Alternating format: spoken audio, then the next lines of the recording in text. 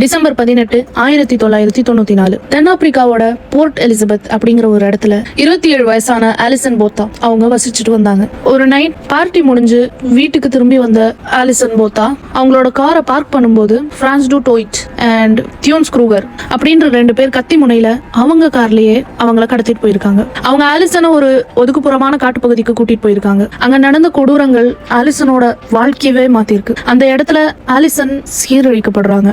அதுக்கப்புறம் அவங்க தங்களை அடையாளம் காட்டிடக்கூடாது அப்படிங்கிறதுக்காக ஆலிசனை கொல்றதுக்கு அவங்க 2 பேரும் பிளான் பண்றாங்க. ஆலிசனோட வயிற்றுல 30 தடவைக்கு மேலையும் கத்தியால குத்திருக்காங்க. அது மட்டும் இல்லாம அவங்க கழுத்தை 17 தடவை அறுத்திருக்காங்க. ஆலிசன் இறந்துட்டதா அவங்க நினைச்சு அந்த இடத்த விட்டு அவங்க போயிட்டாங்க. ஆனா ஆலிசன் உயிரோட இருந்திருக்காங்க. ரத்த வெள்ளத்துல இருந்த அவங்க தன்னை சுத்தி என்ன நடக்குதுங்கிறத உணர்ந்துகிட்டு மெதுவா அங்க இருந்து நகர ஆரம்பிச்சிருக்காங்க. ஆலிசன் அங்க இருந்து தப்பிக்க முயற்சி பண்ணும்போதுதான் அவங்களோட காயங்களோட தீவிரம் அவங்களுக்கு புரிய வருது. அவங்களோட கழுத்து எந்த அளவுக்கு மோசமா இருக்கப்பட்டிருக்குன்னா அவங்க தலையை நிமிர்த்தினா தலை பின்னாடி போகுது. தன்னோட ஒரு கையால தன்னோட தலையை தாங்கி பிடிச்சுக்கிட்டு இன்னொரு கையால வயிற்றுல இருந்து வெளியே வந்த உடல் உறுப்புகளை உள்ள தள்ளி பிடிச்சுக்கிட்டு கிட்டத்தட்ட 1 கிலோமீட்டர் இருட்டுல தவழ்ந்துகிட்டே வந்திருக்காங்க. அந்த வழியா கார்ல போயிட்டு இருந்த ஒரு மெடிக்கல் ஸ்டூடெண்ட் இவங்களை பார்த்து உடனடியா ஹாஸ்பிட்டல் கூட்டிட்டு போயிருக்காரு. ஹாஸ்பிட்டல்ல டாக்டர்ஸே பார்த்து ஷாக் ஆகுற அளவுக்கு பல மணி நேர ஆபரேஷனுக்கு அப்புறமா ஆலிசன் உயிர் பழிச்சிருக்காங்க. ஆலிசன் கொடுத்த தெளிவான வாக்குமூலத்தோட அடிப்படையில சில நாட்கள்லயே பிரான்ஸ் அண்ட் தியோன்ஸ் 2 பேரும் அரெஸ்ட் பண்ணப்பட்டிருக்காங்க.